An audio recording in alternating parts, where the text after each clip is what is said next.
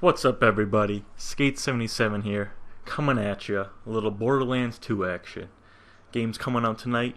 Myself and I'm Broke Son picking it up, getting a little let's play going on. I'm gonna start off the videos by letting you know that I'm gonna be using zer0.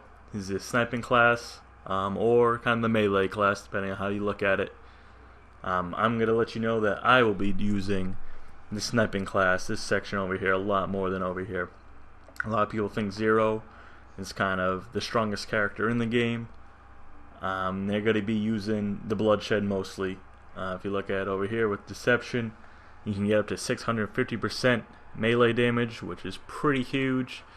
That's not really my style. I'm going to be sitting back, shooting people in the face, get my sniper rifle on, trying to get up to that 200% gun damage and that 250% gun critical hit damage. That's what we'll be hoping for. I'm going to let you know how I plan on building my character. It might not shape out perfectly like this, kind of how the game goes, but this will be kind of the intent. So our first decision comes between headshot, increases the critical hit damage, and then optics, which increases the zoom.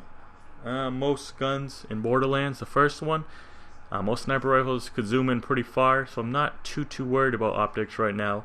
I'm going to be trying to add the most damage I can for zer0, so we're going to start out with our first 5 points going straight to headshot, increasing that critical hit damage.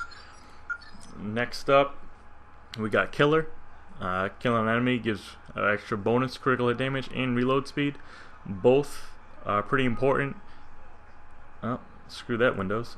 Back to it. Both are pretty important. The critical hit damage is the biggest one. You don't have to get a critical hit to kill the guy, so if you kill him and then come back and you got good aim, get the guy in the face, you're going to get extra bonus there. So we're leaning towards this one already. On the other side, we got precision. Just increases your accuracy.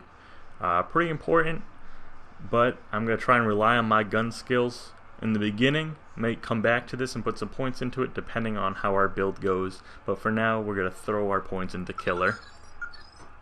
The third row is kind of the money row all across these. The middle one is the biggest one, and that's bore. Shots can pierce through enemies on critical hits, so if I shoot some guy in the head, it has a chance to go right through him and into another guy, which will get a bonus points through that way. I'm not sure how easy that will be or how hard it will be. It'll be kind of weird to have two guys standing kind of right behind each other, but it will be huge if it is. So we're definitely going to slam this. We will have to put a point into it to get it, so that's a must, I think, if you're going to be in the sniping class. Then we have velocity. On this side, that's increased bullet speed, damage, and critical hit. Note that the damage and critical hit aren't huge bonuses with plus 3%, plus 2%. Yes, you can do it up to 5 times, but it's mostly for the bullet speed. With sniper rifles, they're already going to be the fastest bullets in the game, besides probably like the legendaries and those ridiculous guns. So I'm not sure how important this is. I haven't played the game yet, and it's not out yet. It comes out in a couple hours. So I'm probably going to lay off this one. Maybe I'll change my mind in-game, but for now, I think we're going to stick with one shot, one kill. This first shot out of a fully loaded magazine gets you bonus damage. I think this will be pretty big, especially if you can get some higher reload speed. Take a shot, reload real quick, take another shot, you're going to get bonus damage on all of those. Hopefully that doesn't pop up again.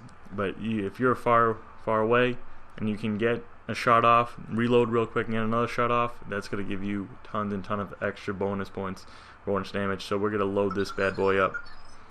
Next up, we have kill confirmed. Aiming down sights with your gun grants you a critical hit damage bonus. The longer you aim down sights, the greater the bonus is. I think this is going to be pretty big.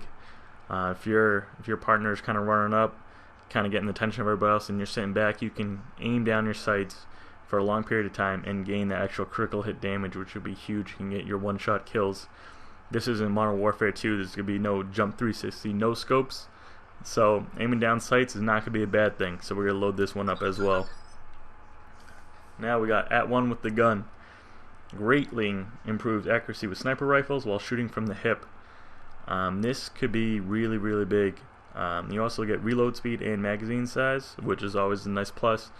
but shooting from the hip with accuracy could be really huge, especially when those psychos and badass psychos are chasing you down. Instead of having to switch guns and probably take a little bit of damage and run away a little bit, you'll be able to shoot your sniper rifle like a shotgun. At least that's how I'm reading it, and it could be completely different, but if you're shooting a sniper rifle like a shotgun and pretty accurately, that's going to save you a lot of health and a lot of time, so we are definitely taking this one. And last but not least, we got Critical Ascension. Scoring a critical hit with a sniper rifle increases damage and critical hit damage, and it can be stacked up to 999 times. That is absolutely insane. Just getting the extra critical hit damage and damage is perfect, but to be able to stack it 999 times is insane. If anyone gets up to 100 times, I think it's going to be insane, but we don't really know the cooldown rate for it yet. If you can probably take 10 shots and get 10 critical hits and then say wait a minute and still have it count, that will be insane. I don't know if it'll be that long, I don't know if it'll be shorter, so we'll have to see. But either way, if you're a sniper class and you get down here, you are clearly taking this. This is going to be huge.